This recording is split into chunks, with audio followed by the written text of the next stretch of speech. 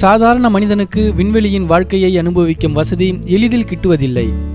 விண்வெளி ஆய்வாளர்கள் அல்லது விண்வெளி வீரர்கள் மட்டுமே இந்த அனுபவங்களை சில நாட்களுக்கு தங்களுடைய விண்வெளி பயணத்தின் ஒரு பகுதியாக பெறும் வல்லமை பெற்றவர்களாக உள்ளனர். நாம் விண்வெளியில் உயிரினங்கள் வாழ முடியாது என்று பந்தயம் கட்டினாலும் அங்கு சென்று சாகசங்கள் செய்ய பலரும் தயாராக உள்ளனர்.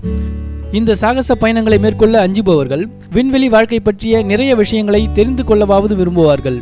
இப்போது நாம் விண்வெளி வாழ்க்கையை பற்றிய சில வியப்பூட்டும் உண்மைகளை பற்றி பார்ப்போம். நீங்கள் விண்வெளியில் இருக்கும்போது 90 நிமிடங்களுக்கு ஒரு முறை சூரிய உதயத்தை பார்க்க முடியும். இதனால்தான் விண்வெளி வீரர்களின் தூக்கத்தில் ஏராளமான பிரச்சனைகள் உருவாகின்றன. சாதாரணமாக இருக்கும் பகல் மற்றும் இரவு வேளைகள் இல்லாததால் இந்த பிரச்சனை ஏற்படுகிறது. சர்வதேச விண்வெளி தளத்தின் நிர்வாகிகள் இந்த பிரச்சனைக்கு ஒரு புதுமையான தீர்வு கண்டுள்ளனர். அவர்கள் விண்வெளி வீரர்களுக்கு 24 மணி நேர அட்டவணையை தயார் செய்துள்ளனர். பூமி நேரத்தை அடிப்படையாக கொண்ட இந்த கால அட்டவணைப்படி அவர்கள் நடவடிக்கைகளை மேற்கொள்வார்கள். விண்வெளியில் உள்ள மிகவும் குறைந்த புவியீர்ப்பு விசை காரணமாக நமது முதுகெலும்பு பூமியில் பெற்று வரும் தொடர்ச்சியான அழுத்தம் விடுபட்டுவிடும். அதன் காரணமாக விண்வெளி வீரர்களின் முதுகெலும்பு நேராக நிமிர்ந்து சுமார் 2.25 அங்குல அளவிற்கு அவர்கள் உயரம் அதிகரிக்கும்.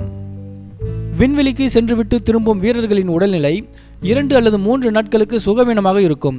விண்வெளியில் குறைவான புவியீர்ப்பு விசையில் இருந்ததன் காரணமாகவும் மற்றும் விண்வெளிக்கு யார் சென்றாலும் ஏற்படும் சாதாரண விஷயமாகவும் இது உள்ளது. விண்வெளி களத்தில் தூக்கம் என்பது ஒரு சிக்கலான விஷயமாகும்.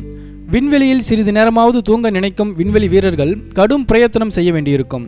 அவர்கள் தங்களை ஒரு பட்டைக்குள் புகுத்தி கொண்டு மிதப்பதையும் மற்ற பொருட்களுடன் மோதுவதையும் தவிர்த்து கொண்டு தூங்குவார்கள். விண்வெளியில் இருப்பவர்களுக்கு ஆடை அணிகலன்களை சரி செய்வது என்பது சவாலான காரியம். விண்வெளி வீரர்கள் தங்களுக்கான பிரத்யேகமான உடைகளை கொண்டு சென்று களத்தின் சுவர்களில் உள்ள லாக்கர்களிலும் பிற பொருத்தும் இடங்களிலும் வைப்பார்கள். தங்களுடைய தலைமுடிகளை அலசுவதற்கு அவசியமில்லாத ஒரு வகையான ஷாம்புவை கொண்டு சுத்தம் செய்து கொள்வார்கள்.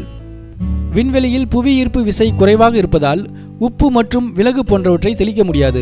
எனவே அவர்கள் திரவ உணவுகளை சாப்பிடுகிறார்கள். திட உணவுகள் மிதந்து சென்று ஏதாவது ஒரு இயந்திர பகுதிகள் சிக்கிக்கொள்ளவோ அல்லது விண்வெளி வீரரின் கண்களை தாக்கவோ வாய்ப்புகள் உள்ளன. கருமையான விண்வெளியின் பரந்த வெளிப்பரப்பில் நீல நிறத்தில் காட்சியளிக்கும் பூமியை விண்வெளி வீரர்களால் காண முடியும்.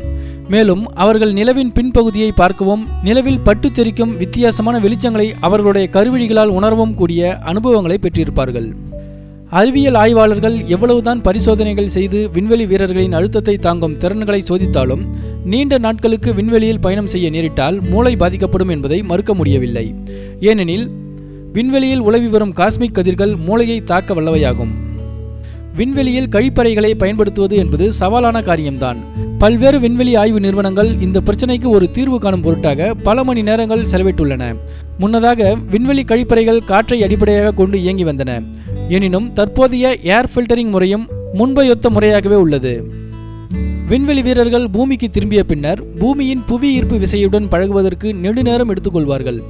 அவர்கள் விண்வெளியில் பொருட்களை கீழே போடுவதைப் போலவே பூமியில் போட்டு பொருட்களை உடைக்கவும் செய்வார்கள்.